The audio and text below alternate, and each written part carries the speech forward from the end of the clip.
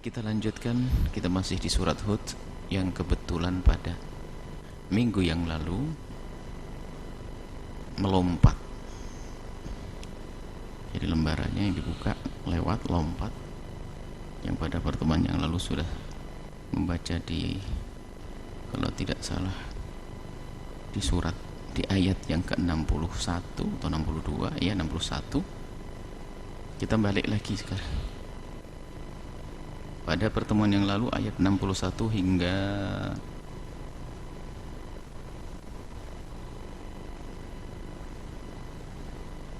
berapa? 68. Baik. Sekarang kita balik ke 56. A'udzubillahi minasyaitonirrajim. Bismillahirrahmanirrahim. Fa in tawallaw 57. 56. 56. Inni tawakkaltu 'ala Allahi rabbi wa rabbikum. Wa ma min dabbatin illa huwa akhidhum bi nasiyatiha. Inna rabbi 'ala siratim mustaqim.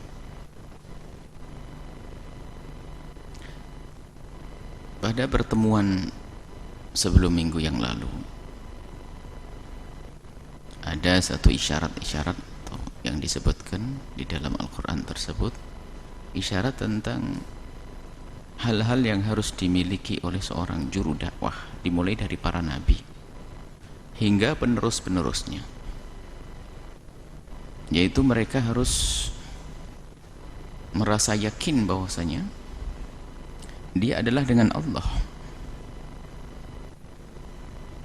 Allah yang Maha Kuasa, sehingga di dalam berjuang dan berdakwah dengan penuh keyakinan dan tidak ragu lagi, sehingga tidak akan pernah takut dengan apapun yang akan dihadapkan kepada mereka dari musuh-musuh, gangguan dan sebagainya, karena dengan Allah.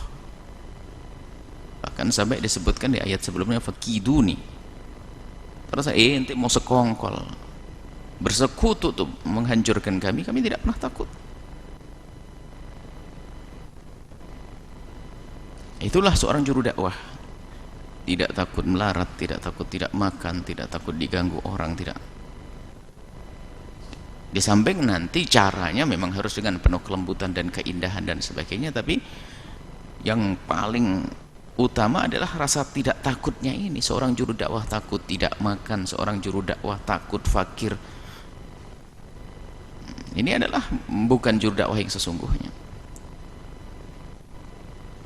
Dan dia harus berani berkata, inni tawakkaltu 'ala Allahi rabbi wa rabbikum.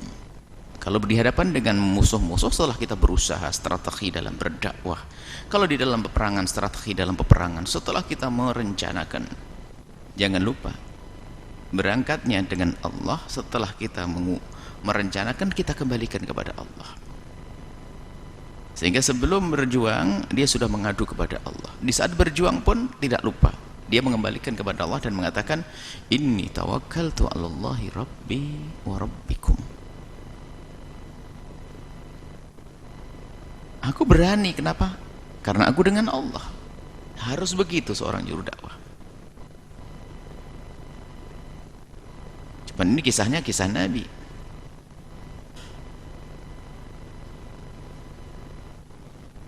Kisah Nabi Nuh, kisah Nabi-Nabi Soleh, pada pertemuan Nabi Soleh, Nabi Hud. Mereka di saat berjuang dengan penuh keberanian dan dengan penuh keyakinan. Juru dakwah pun harus seperti itu, harus berani mengatakan, inni tawakkaltu 'ala Allahi rabbi wa rabbikum. Aku tidak boleh menggantungkan urusan makanku denganmu, rezekiku denganmu, tidak, tapi dengan Allah. Ini tawakkaltu Allah, aku akan serahkan kepada Allah Subhanahu wa ta'ala, yang Allah adalah Tuhanku dan Tuhanmu. Artinya apa? Yang memberikan kepada kita hanya Allah, bukan kamu wahai musuh. Dikukuhkan lagi, imamin dabatin, tidak ada yang melata, merayap, berjalan, hidup di dunia ini illa huwa akhidum binasyatiha, kecuali apa? Allah yang mengambil binasyati ubun-ubun. Maksudnya apa? Kalau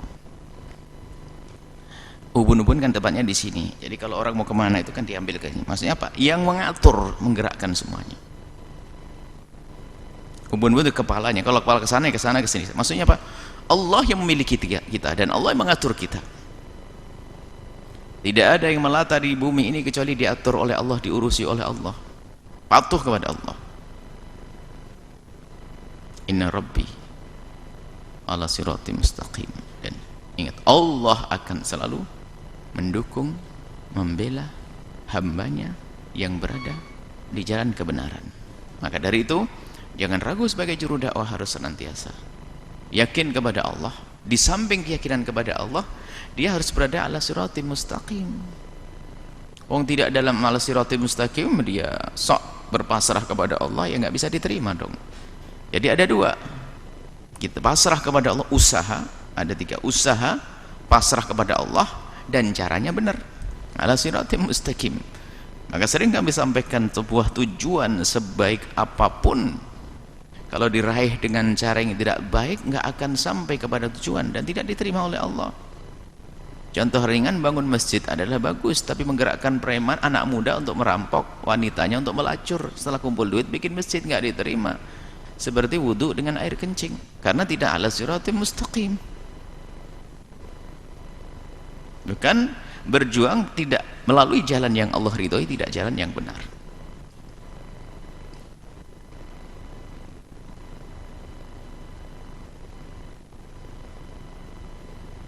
Nah, fa in tawallaw faqad ablaghtukum, ini kisah Nabi Hud. Fa in tawallaw, kalau mereka tidak mau menerima. Jadi seorang juru dakwah, ini tentunya ini kisah Nabi Hud.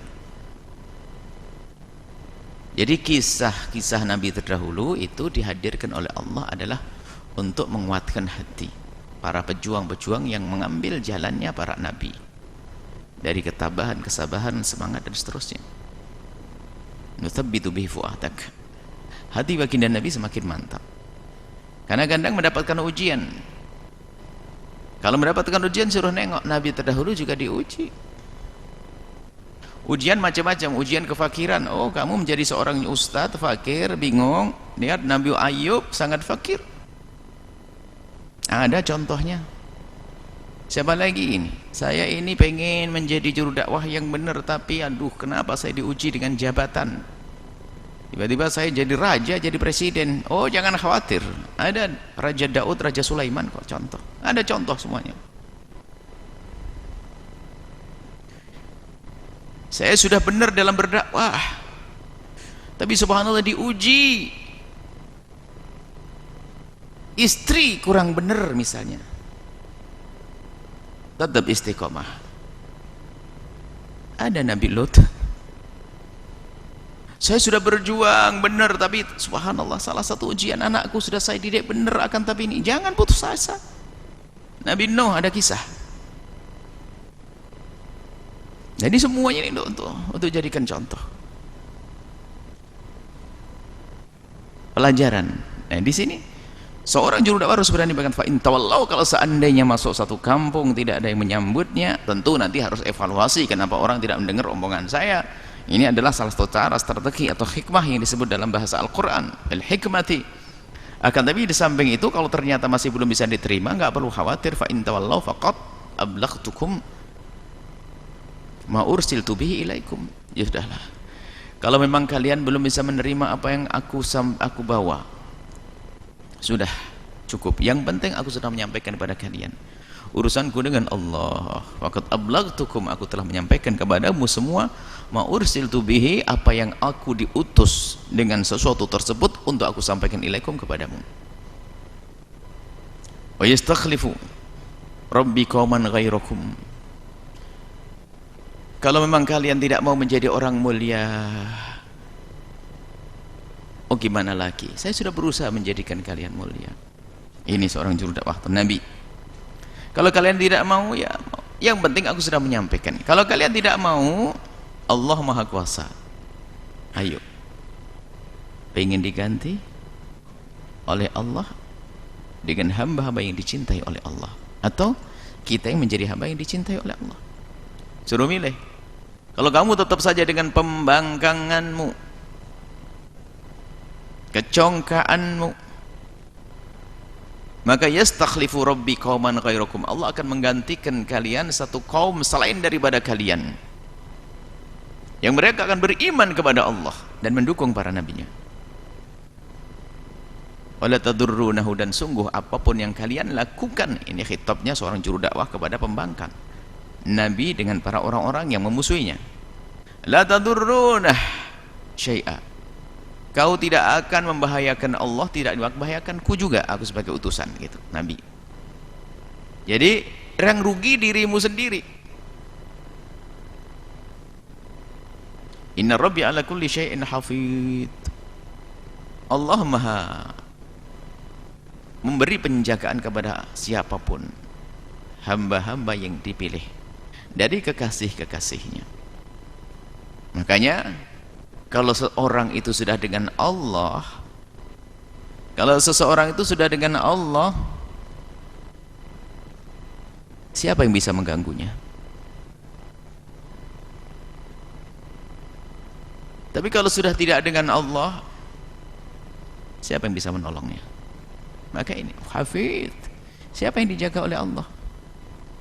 Yang dijaga oleh Allah adalah yang bersama Allah, yang dengan Allah.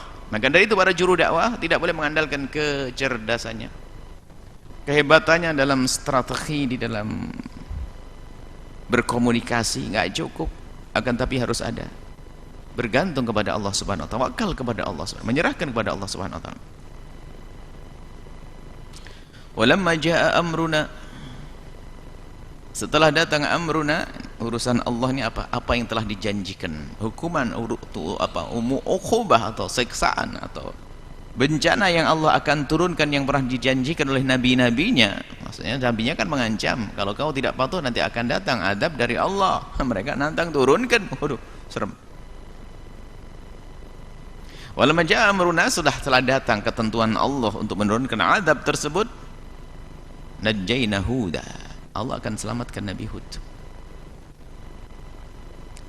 Serangan angin keras, panas, membuat sesak sehingga susah nafas lalu mati.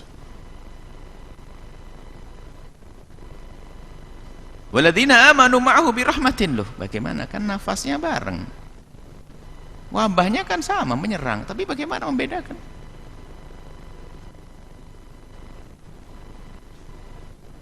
Kan angin itu kan menyerang orang yang beriman dan tidak beriman. Kalau memang itu betulnya angin panas, angin yang menyerbu, angin panas yang menjadikan orang mati, orang beriman bagaimana ini? Waladina amanu ma'ahu birahmatin minna, yang beriman kepada Allah bersama Nabi Hud adalah mendapatkan rahmat dari Allah, minna, dari Allah. Itu kan tergantung hatinya. Kalau hatinya ada penyakitnya langsung kerasa. Seperti apa itu? Satu madah atau sebuah cairan, kalau memang ada sesuatunya akan ini akan berpengaruh hanya kepada yang di dalam hatinya ada kekafiran, yang enggak, yang enggak. Dan kejadian sebaliknya itu nanti akan datang di akhir kehidupan dunia ini, yaitu di hari kiamat. Jadi dahsyatnya hari kiamat itu yang mengerikan, haul idza zulzilatil ardu zilzalaha wa akhrajatil ardu athqalaha, guncang semuanya, mengerikan, menyeramkan. Tapi Allah Maha Kasih dengan ahli iman. Allah kirim angin segar masuk ke rumah-rumah ahli iman, meninggal, selesai kisahnya, sehingga tidak pernah menemukan zalzalatul ardi, tidak menemukan qari'ah, tidak menemukan kedahsyatannya itu. Maka cukuplah, itu adalah karena sudah ada ilmu kebal di dalam dirinya, iman itu kebal, sehingga apapun yang menerpanya nggak akan berpengaruh. Tapi si kafir tadi, lihat langsung merasakan panas, sesak, mati. Bahkan matinya belum sempat, dia setengah duduk setengah berdiri, jadi mau berdiri nggak bisa, duduk nggak bisa.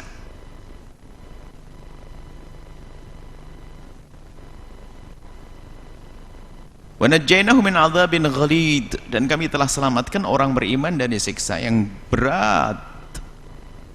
Itu di dunia sebelum di akhirat. Begitu sebaliknya orang kafir akan diberi siksa berat di dunia sebelum di akhirat. Tilka 'adun. Itulah kaum 'Ad. Mana tadi? 'Adun ditanwin karena Adun, Ad karena dipakai untuk kabilah, Ad, dan juga untuk nama, termasuk untuk kabilah. Jahadu, ini kabilah. Mereka mengingkari bi ayat tirabbihin, dengan firman-firman Allah, pesan-pesan dari Allah, nggak nerima, mengingkari. Kalau zaman sekarang pengingkaran terhadap Al-Quran halus, ada pengingkaran secara langsung, ada pengingkaran halus. Seolah mengakui Al-Quran tapi tidak pernah percaya dengan pemahaman isi Al-Quran dari para ulama. Wa asau rusulahu, dan telah bermaksiat melanggar utusan-utusan Allah. Wattaba'u, akan tapi mereka lebih memilih mengikuti amra kulli jabbarin anid. Jabbar ini orang yang tak berperasaan dalam mengurusi sesamanya, diktator, sewenang-wenang, jabbar. Dinisbati itu sifat yang hanya dimiliki oleh Allah. Anid, bangkang betul kepada Allah, nggak bisa diingatkan, nggak bisa diberi tahu. Ada Fir'aun, ada Namrud, ada macam. Wa'udbi'u, dan akan disertakan kepada manusia-manusia semacam itu di dunia. Apa itu? Fi hadid dunya la'natan, dikutuk oleh Allah. Wa yaumal qiyamati, di akhirat juga mendapatkan siksa lagi. Masya Allah. Ala, ingat, ketahuilah kenapa itu semua terjadi kepada kaum seperti itu. Inna adan kafaru, karena kaum Ad itu kafir rabbahum, kepada Tuhan mereka. Ala bu'dan li'adi qaumi hudin li'adi adin, yani bu'dan li'adin, dijauhkanlah dari rahmat Allah, dijauhkanlah dari pertolongan Allah kaum 'Ad, yaitu kaumnya Nabi Hud. Kemudian wa ila thamud akhahum salihah, ini sudah kita baca pada pertemuan yang lalu. Wallahu a'lam bissawab.